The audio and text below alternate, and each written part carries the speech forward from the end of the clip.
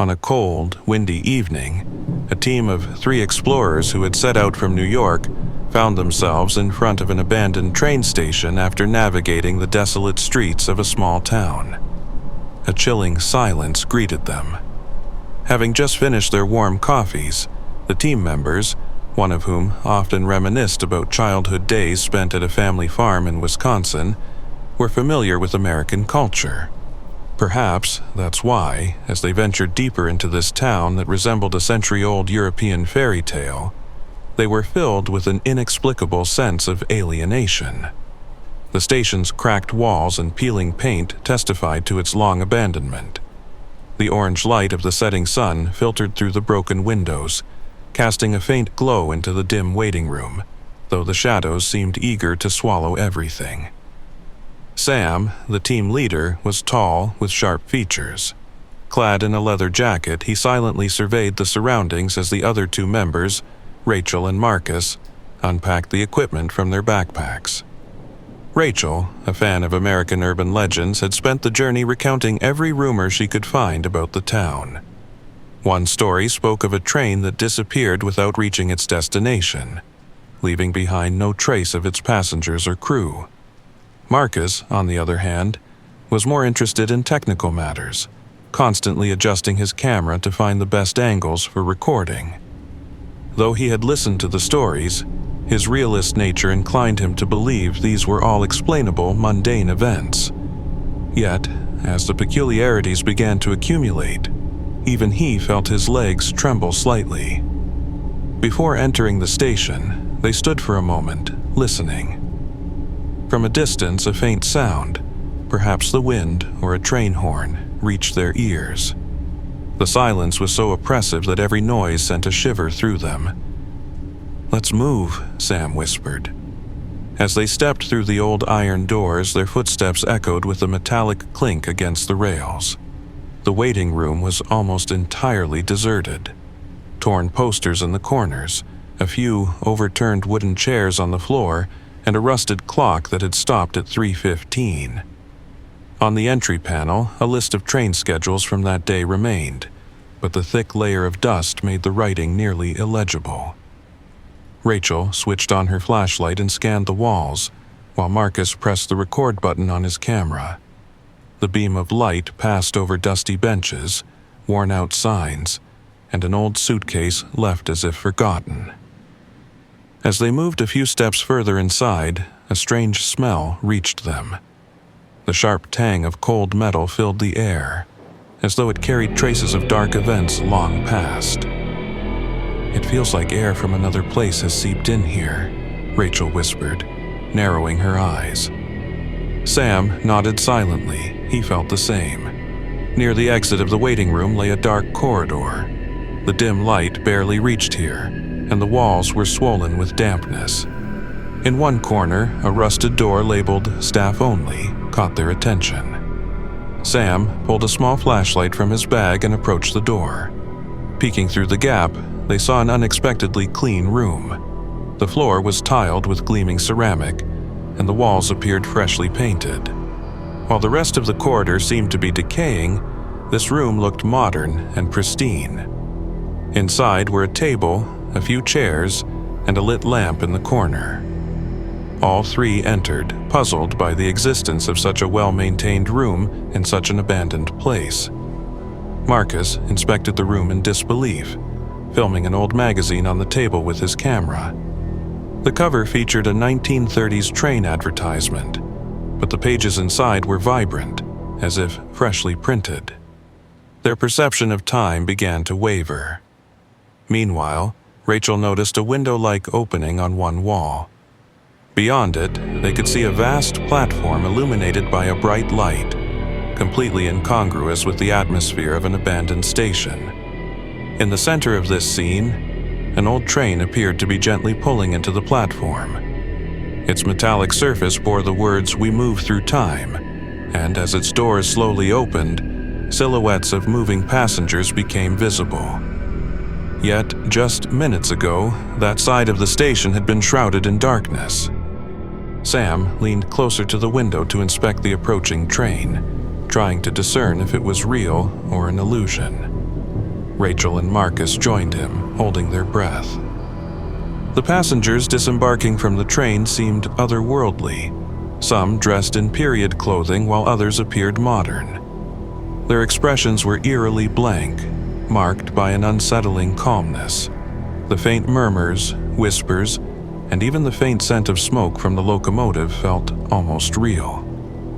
"These people, maybe time works differently here," Marcus stammered. As the train fully arrived, a conductor's silhouette appeared at one of the doors. The figure raised an old-fashioned lantern, looking directly at the team as if inviting them. Without hesitation, Rachel climbed through the window-like opening, and Sam and Marcus, startled, followed her. But instead of the waiting room, they found themselves in a completely different place. The platform was alive, filled with lights, and the sky above was tinged with an orange glow as though it were dusk. Yet, they knew it was already night outside. Their sense of time was utterly fractured. Inside the train, the seats were vibrant with extraordinary colors, and the air carried a faint blend of metal and fresh pine. Looking out the windows, they didn't see passing landscapes, but an endless void punctuated by occasional flashes of strange light.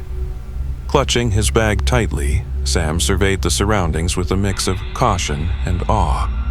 Rachel, overwhelmed by both fascination and fear, observed the details of the train's interior. Marcus tried to capture everything on camera, but the footage was frequently disrupted by static, showing inexplicable shadows. When they attempted to interact with the passengers, they were ignored. The travelers seemed trapped in their own time, gazing blankly into the void. A faint violin tune emanated from the rear carriage, drawing Rachel's attention. As she ventured closer, she found passengers wearing more contemporary attire.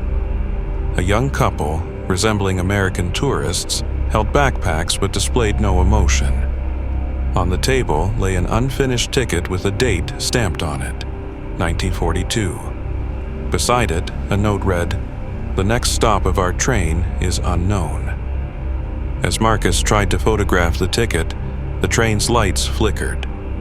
In the momentary darkness, Rachel glanced through a window and saw themselves, 3 figures standing at the station's entrance, about to step inside. Were they watching their past or their future? It was impossible to tell. As the train began to move, its vibrations echoing along the rails, they realized they had no idea where the tracks led. Each carriage seemed to open into a different time or place. One showed 19th century American farm scenes. Another revealed 21st century skyscrapers. Yet, in every frame, a shadow lurked. The train seemed endless. Then, a voice echoed, "Next stop, unknown." The announcement confirmed the rumors about the station's mysterious train. Marcus buried his face in his hands. "We found the train to nowhere, but what does this mean for us?" Rachel, meanwhile, began questioning reality itself. Time seemed to blur, each memory fragmented into fleeting images. Sam, supposedly the team's leader, struggled to find clarity, clinging only to the hope of finding a way back. Finally, they spotted a heavy iron door in a dim section of the train. Hoping it would lead them back to the station, they opened it. But instead of the station, they were confronted by projections of their own memories. On the walls were shadows of old photographs. Rachel saw her childhood farm in Wisconsin. Marcus glimpsed scenes from his first film set. Sam was forced to confront memories he had tried to forget. Every step drew them deeper into a labyrinth where time and space dissolved. Eventually, they lost all hope of returning. The train never stopped, time never flowed, and only layered dimensions surrounded them. The station clock remained frozen at 3:15, neither moving forward nor backward. The truth became clear. Everyone who boarded this train was changed forever.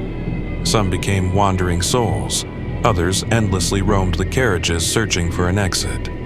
But there was none. The train's metallic walls resonated with their fragmented selves.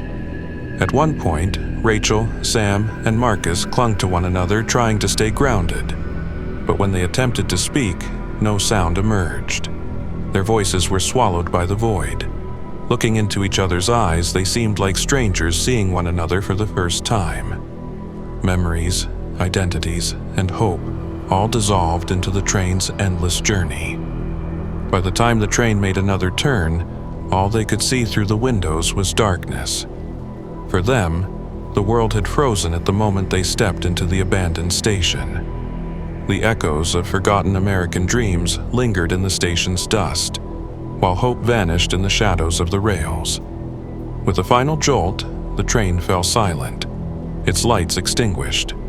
In the suffocating darkness, only the emptiness within remained.